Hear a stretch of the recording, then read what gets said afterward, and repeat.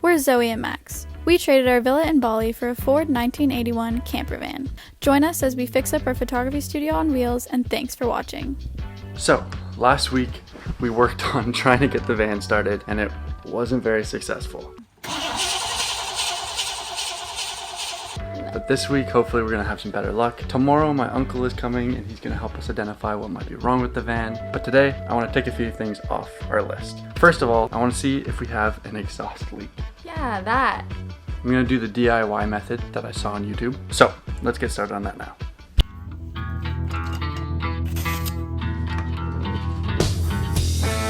So, to find an exhaust leak, it's actually not that hard. Shout out Chris Fix on YouTube for teaching me this trick. But basically, I've got a leaf blower here. It's being stuck into the exhaust pipe, and I'm gonna bring around some soapy water around to all the exhaust and just spray it. And if there's an exhaust leak, you should see some bubbles coming up where the leak is. Let's get spraying.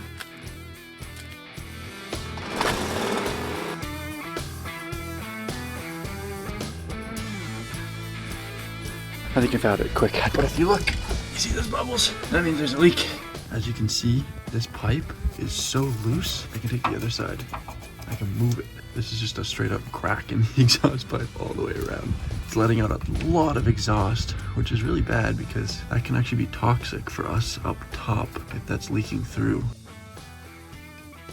Now I'm gonna go get some wrap for the exhaust leaks that I found and some starter fluid, and maybe the starter fluid will just help it start up. I also need to get a new air filter. So starter fluid, air filter, wraps for exhaust, and then we're done for today. New air filter. Check. Now let's put this into there. Bingo bango bongo. Clean air.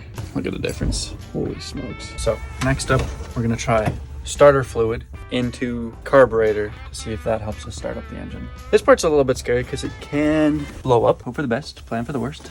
Oh, we should have a fire extinguisher. That's what we should do. Yeah, let's see if that works. If this starts up, we're in business. Ready? Could blow up, could be awesome.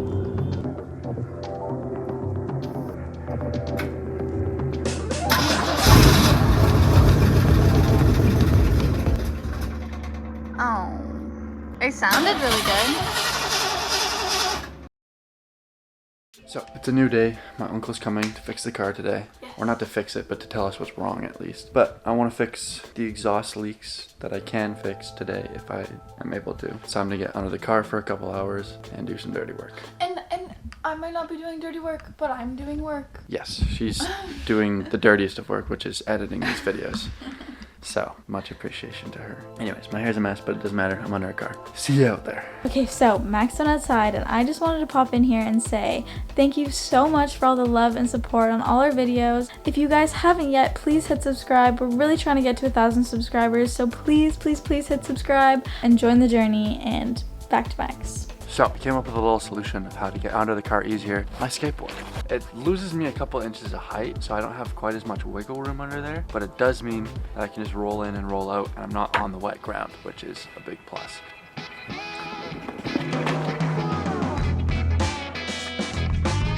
So I've just patched up the very first leaky pipe in the bottom of the van. Not sure how it's gonna go. I literally just put putty over this hole. Nonetheless, it should be better than what it was before. Next up, I gotta identify another hole, and then I'm waiting for an Amazon package that has a wrap that'll let me fix the biggest hole. And then there's one more hole that I can't fix. I'm gonna need a mechanic for it. Let's get back to work.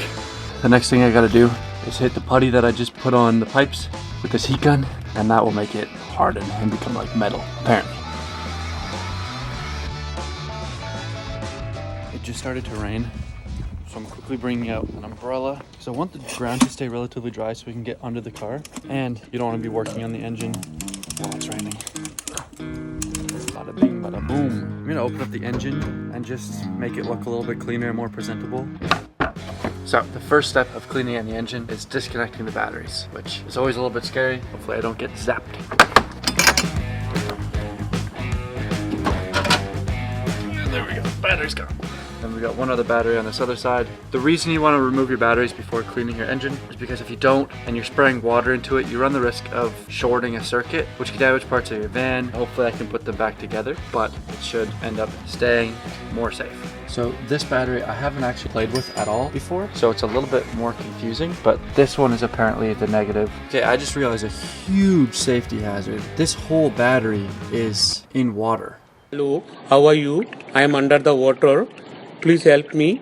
Like it's submerged in water. I don't even know if I should work on this, or if this battery's even still alive, if it's just filled with water like that. So as a solution, I've got this turkey baster. I'm gonna put it in here and just take out some of the water so that there's no chance that the water short circuits this battery, if it hasn't already.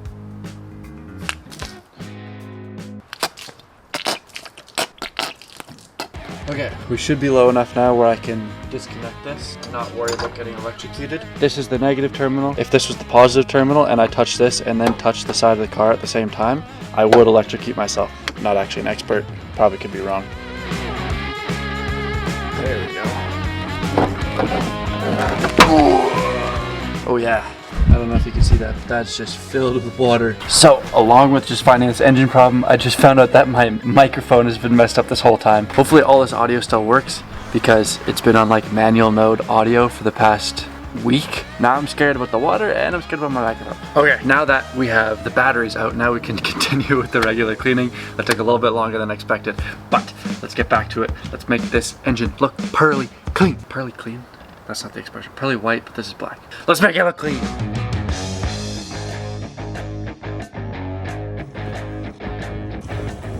Thank you so much. So, Amazon came by, dropped off this strap thing. The instructions are so brief. It says 3 steps. It just says peel, stick, heat.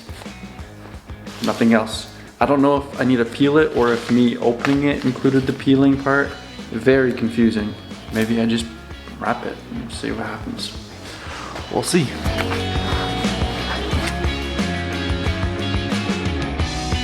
We got the wrap under the exhaust, which did not go very well, but maybe we'll hold in the future, we'll see. Battery back in here, and we're good to go for our little inspection that we're having tonight. It's been a long day. Max's uncle came over and he told us that the issue is probably with our fuel pump. But it will take a little while until we can get into the shop, so we don't really know when the van's gonna start working again. But the next clip will be that day. Yes. So, we'll see you then. So, today is the big day. I finally got word that my uncle has space in his garage to take us on. So, this guy right here is gonna be on a forklift? No, tow truck. I signed up for BCAA a couple days ago, so that means we get some free tows. I think that was probably one of the best investments we've made so far with this van. BCAA in Canada, or at least even here in BC, I'm not sure where else it is. It's like an additional insurance, and I think the coverage that they give is perfect for having a van. It's like $15 a month for the RV style insurance, and it covers like 4 tows a year up to 340 kilometers. So that gives me a lot of peace of mind knowing that if we were in somewhere a little bit more remote, that we wouldn't end up with like a $800 towing fee. Little savings tip for you. Sign up for BCAA if you have an old rust bucket like this that's gonna need to be brought around with some additional assistance. I really have no idea if this is something that's gonna get finished today or if it's gonna take a month of repairs and shipping and parts and stuff. So I'm gonna miss having this big beast in my parents' driveway. I know my parents aren't gonna miss it. I will see you guys when the tow truck gets here. Hello. Hello, sir.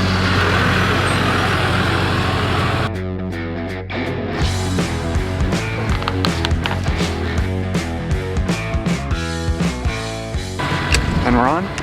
We're gonna be backing up. And we are heading off to the garage to get this bad boy fixed.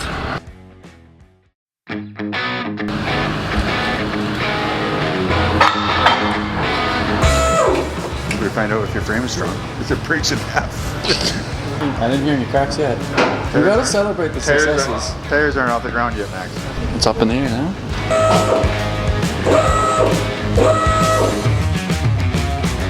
Probably doesn't look terrible. The brake lines, yeah, they look reasonable.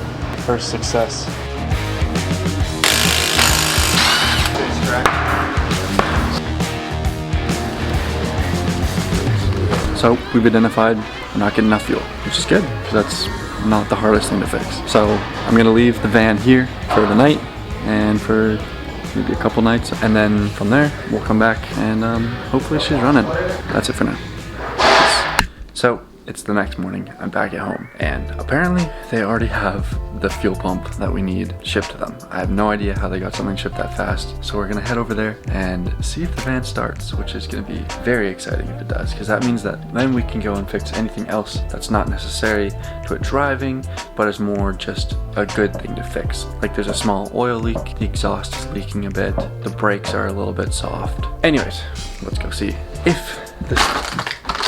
Oh, I stepped on the advent calendar. Nonetheless, let's go see if this van starts up. Okay, so we're back. New fuel pump is in, new fuel line. And we're gonna see if it works. Moment of truth. Ready? Ready. It's windy.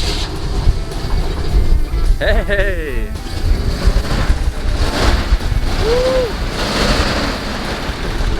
Oh, thank goodness. This guy did some magic, got it working. God bless. Okay, now there's some other problems that have to be dealt with.